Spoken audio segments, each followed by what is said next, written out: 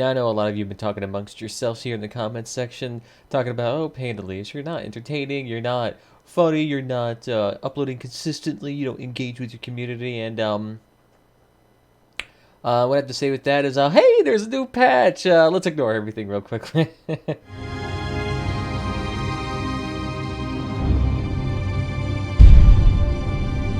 So welcome back, everybody. In the past couple of days since I uploaded that one video talking about the brand new weapons coming to this game, Crossout has been absolutely unloading content and news and information around the Syndicate. So I've actually wanted to go through it since, especially now, the Syndicate is completely out. So first things first, this is pretty much going to operate as a traditional standard season as always. You got your challenges that you do every sort of day, week, or weekly, and those, you know, go to a mission, go to a PvP, do a couple things, get badges, congratulations, you get rewards. And these rewards are fairly standard fare here. You get the upgraded weapons on the Battle Pass side of things, you get cosmetics and decorations and coins with the Battle Pass as well. The regular pass gets things like these armor parts. They get armor parts here, mostly.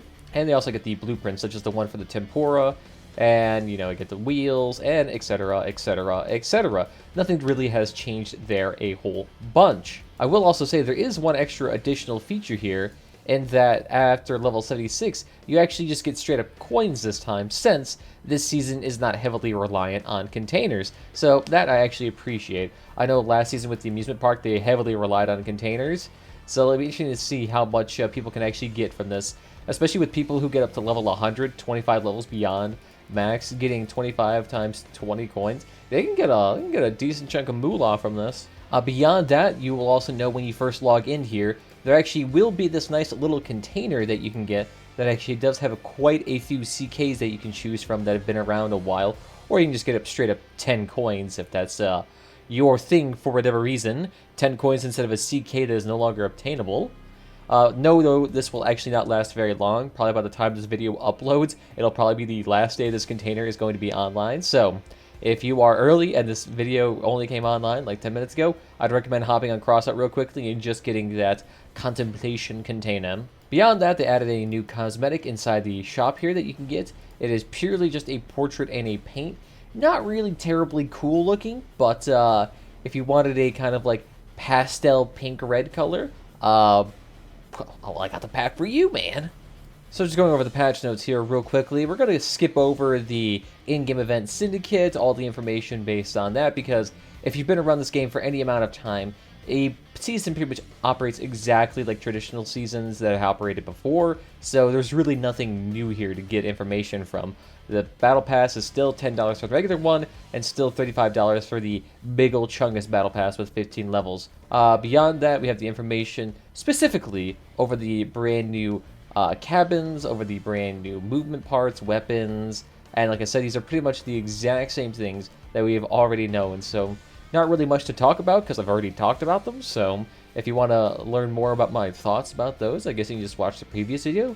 But considering that video already has 1,000 views, that is already all of you that are subscribed to this channel. I guess there's a thing about the Epic Omni. If you actually looked at the video about the Omni wheel, it pretty much does operate exactly like the Auger, except with a higher base speed capacity of 90 kilometers an hour instead of like 50 or 60 that the Augers could work at. Plus, you know, they're smaller and lighter. So that's pretty much exactly as I thought it would be, which, I mean, it's kind of disappointing per se, but at the same time, I guess it's cool that now you can go sideways on a wheeled build. I mean, alright, cool. I prefer all stuff like that, I suppose. Beyond that, they also have a brand new map here that we have seen for a hot second here. You can see it looks pretty alright for the most part. You got nice little high-rise buildings, very blocky architecture, a lot of wires, a lot of cherry blossoms, or Japanese cherry blossoms, whatever those pink trees are called. Very aesthetic. Plus, they have another one of those above the map rotating objects, like that one off the Founders map that had the like missile testing. Now there is a high-speed monorail going through it. Exotic. Beyond that, they actually do have a couple of miscellaneous patch notes down here, which are probably going to be the more important things for the average player here. So they've actually changed the Nomads blueprints here, which will be interesting. I wonder if this will prevent the Nomads from actually just running outside of the map with the, I think it was not the Pirate one, but they already had two drone nomads that were always extremely obnoxious. Like the one that could cloak and always had the like owl drone or falcon drone, plus the one that would always crap down cobra turrets and then beeline it to the edge of the map. Those are always extremely annoying enemies, and I kind of hope they get rid of that. Now, base turrets are also disappeared too, which is cool. Explosive mines and whatnot can actually be seen at a distance, which is great. The only issue is I could still see this being an issue with people using caucuses and other auto-locking weapons that really can't interact with them very well. But, alright, that'll be interesting enough. I know a lot of newer players who are not very well accustomed to the maps, who don't know all these spawn locations for mines, tend to have a hard time running into them face first, so that's always a nice thing to happen. The cabin for Werewolf, now the drone will be invulnerable for a second, which is strange, because I swear that was a thing for all drones already, but I guess not for the Werewolf. I mean, to be fair, though, it's still not going to make the Werewolf cabin even remotely viable, but cool, I suppose, making it at least somewhat usable. The favorite perk now changed, so now it only stops heating of the weapons for 3 seconds, as opposed to completely resetting the heating of the weapon entirely. So that'll prevent people on hovers who are able just to sit there on their favorite cabin with like 1 or 2 radiators, infinitely able to spam equalizers or arbiters. So this will actually be very useful to prevent that, but I'm curious as to like how much that will do it. Of course, they try to say, hey, you won't need as many radiators now, but you honestly still will need kind of a lot of radiators, because for that 3-second perk to actually kind of matter, you kind of have to have a decent chunk of that to begin with. But who knows, maybe that might be something better for ultra lightweight builds that only use like 3 equalizers plus a favorite perk. But okay, that'll be interesting to see how that turns out. Beyond that, the Howl Cabin no longer instantaneously loses its damage bonus, which is pretty good. They also reduced the meter range at which it works by 25 instead of 30, so I guess that's a little bit more interesting to balance it out. Of course, this just makes super close melee builds like that utilize this perk a bit more powerful per se, so dog builds, ramming builds, fire builds, these will definitely probably start using the Howl perk a lot more often, especially if you can start chaining together your attacks, because now you can actually attack somebody, oh, they get out of your way, okay, well now I can hit the person behind them, and that perk will still be there. So for people who are actually hyper-aggressive, you can now actually maintain that damage bonus the entire time, which I could see being very distinctly powerful, especially for those fire and ramming builds. Beyond that, the Call no longer gets its perk, which is the one that allows you to reload really fast for a couple of seconds, and it's no longer activated by mines, which is interesting. I didn't know they activated it based off mines. That seems like a balance exploit that would have been an issue a long time ago, but alright, cool. To be fair though, a lot of people don't really use the Call effectively. They let that perk sit there for a long time. Beyond that, Cockpit's had its perk reduced by 125 instead of 140, so okay, cool. No longer will Lance builds, I guess, still one-shot you, so it doesn't really do a whole bunch, but alright. And the Cockpit with Leviathans, interesting. I'm kind of curious as to how fast a Leviathan can go to utilize that. Because the issue is that a Leviathan kind of has to do a lot of speed to even get that perk, but alright, cool, I suppose, cool. Damage of the Cobra has been reduced by 10%, thank you console players. Sidekick, increase the initial speed when firing, so that's alright, spread I should say. So I guess it just makes the Sidekick a little bit less accurate. To be fair, this should really be applied to the Impulse. Those Impulse drones are deadly. The Cricket Launcher has its reload time reduced by 8%, alright, cool. Doesn't really gonna do a whole bunch here. Spike 1, reload time increased by 9%. Who even uses a Spike? Who? Beyond that, the defense module with August, the reload time is reduced by 15%. Alright, so it's a decent reload time reduction, so that's pretty good. Release burst length reduced by 25%. Interesting. I'm kind of curious as to what that even means. Released a burst length by 25%. So is that like how many shots it fires? So instead of shooting like 5 times, it shoots 4 times or something like that?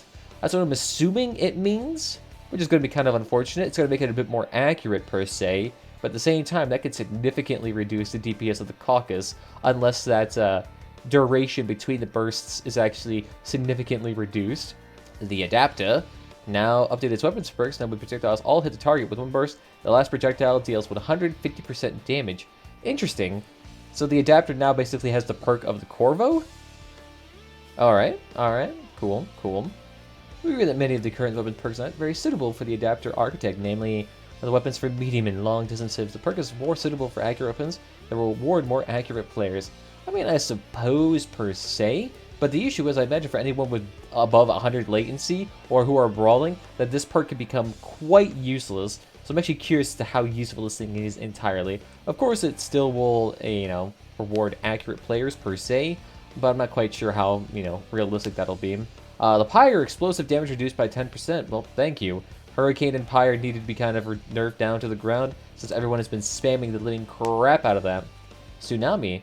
Ooh, they changed the perk now. Now the perk will allow you to accumulate the charge that increases damage at the next shot by 30%. Charge accumulation occurs within 2 seconds of your vehicle is stationary. Okay, so they're still keeping that stationary perk.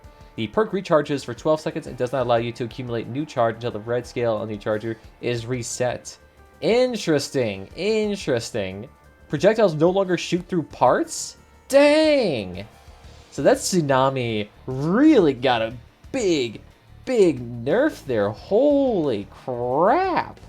Taking into account the considerations about the cannon's strong orientation and positional gameplay, updated the perk will allow the bonus a couple seconds and act more aggressively. I mean, not really quite, because the thing is, it's still a cannon build, so it's not like a lot of people are still going to be using that in a whole lot of situations, but cool, I suppose. I honestly consider this more of a nerf to Tsunami, which is strange because the Tsunami is already kind of a cheap weapon. Beyond that, the 18 Typhoon, the perk has been changed. Hitting enemies still increases the reload time of its by 40%. Alright, now instead of slowing down the cooling speed, hitting increases the heat speed of an enemy weapons. Now the impact lasts 3 seconds, previously 4 seconds. Interesting. So it increases reload time and it slows down cooling speed. So it now does two things. It's now viable against anyone that reloads, and it's viable against anyone that uses machine guns.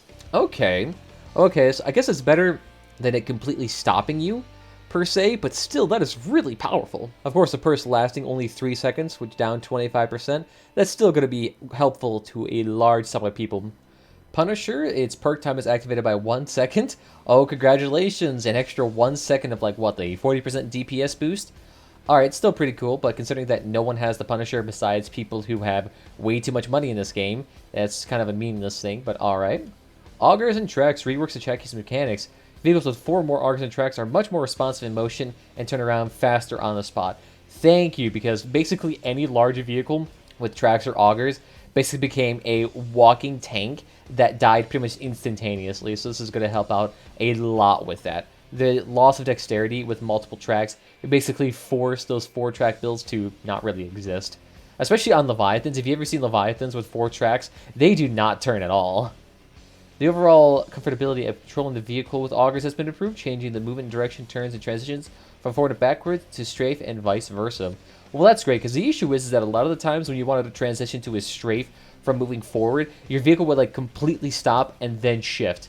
So hopefully it can actually smoothly transition between all of those way more often, instead of having to just kind of jerk still. But I'll have to test that out in the actual game itself to figure that out. Fix the feature when turning the tracked car at low speeds led to the truck being stuck in place. Yes, finally. That was a big issue too. For whatever reason, you had to be like going 10 to 20 kilometers an hour before your vehicle would even begin to turn. Because legitimately, it would just stay there entirely and would not move at all. So you would end up getting this weird situation where you'd be trying to move and trying to turn at the same time. But if you moved and turned while not moving very fast, your vehicle would just stop dead in its tracks again. So then you had to restart moving again until you got to the correct speed, and then you could turn. So it's going to be way better at making this thing useful. And then a bunch of miscellaneous stuff that no one really cares about. So, woo! Yeah, you don't really care about that. Thank you for all getting through the patch notes with me. And I guess the final thing here is that Crossout has actually given some sort of Twitter drops to people. So now there's actually going to be some people watching Crossout for once. Look at that. Wouldn't that be surprising? It's funny though, because the thing is that Crossout on YouTube, especially when it comes to live streaming, I feel like has been way more responsive to me than streaming on Twitch. So that'll be kind of interesting to see how this turns out. But as you can see, you get some pretty interesting rewards. You get a day of premium time. You get 2 stickers, Demons of the East, which actually do look kind of cool. You also do get the corrosion paint. These are all things that can drop, so you may have to watch the stream for multiple hours to actually get this. Or the Shanghai CK for the Docker cabin, which actually does look pretty cool. Having something to actually work on low-level cabins, I feel like is honestly a great way to go, because a lot of newer players don't really have a whole lot of experience or decoration ability with a lot of their early stuff, so actually giving them more options is a great thing. Plus, the extra day of premium subscription, especially if you can drop multiple times, will be incredibly powerful. Like, if you're an early player getting into this faction, watching some Twitch streams is actually probably going to be something worthwhile. Even if you can only watch it for an hour, if you can get that premium time for a day, that will save you a lot of grinding. And of course, in order to do this, you literally just go on Twitch. Whoever has drops activated, they can actually get you these extra stuff. So, keep that in mind. Take a look out for that. And if you're a streamer on this platform, make sure you actually go to your channel dashboard and go down to drops underneath the viewer rewards, and there you actually want to enable them. Plus, you actually also need to be linked up to. So do all of that. Make sure you're actually doing that because you want to get your viewers in there, give them that free stuff. But I think beyond that, that should be everything. So links to all the news articles will be down below, or you can just go on Crossout's website and go to the news section like a normal human being. But beyond that, I think we shall call it good here. So I want to thank you all for joining me this evening. If you had fun, follow what platform is your favorite YouTube, Twitch, Mixer. I don't care about anything like that. Just kidding. But beyond that, I think we'll call it good here. So bye-bye there, friends. Tell me about how you feel about the Syndicate faction down below. And beyond that, have a great day.